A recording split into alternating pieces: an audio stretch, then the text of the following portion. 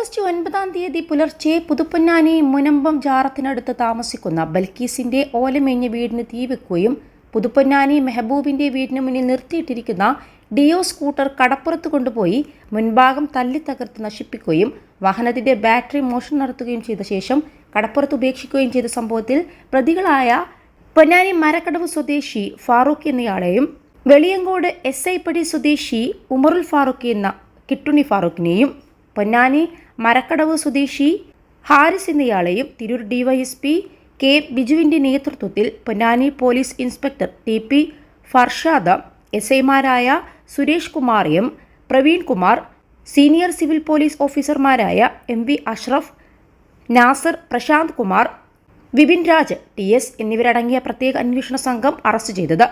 രണ്ടാം പ്രതി ഉമറുൽ ഫാറൂഖ് 2019 കുപ്രസിദ്ധ മോഷ്ടാവ് ഓട്ടോ സുഹൈലിനൊപ്പം മണ്ണാർക്കാട് സ്റ്റേഷനിൽ വാഹനമോഷണ കേസിൽ കൂട്ടുപ്രതിയാണ്. 21 ലക്ഷത്തോളം സന്തുഷ്ടരായ ഉപഭോക്താക്കളും 2 ലക്ഷത്തോളം തിമിര ശസ്ത്രക്രിയകളും പൂർത്തിയാക്കിയ മലബാറിലെ ഏക കണ്ണാശുപത്രി Al Salama high hospital, hospital road, Perinthalmanna.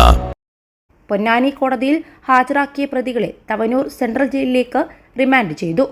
പ്രതികളെ കൂടുതൽ അന്വേഷണത്തിനായി കസ്റ്റഡിയിൽ വാങ്ങി തെളിവെടുപ്പ് നടത്തുമെന്ന് പോലീസ് പറഞ്ഞു.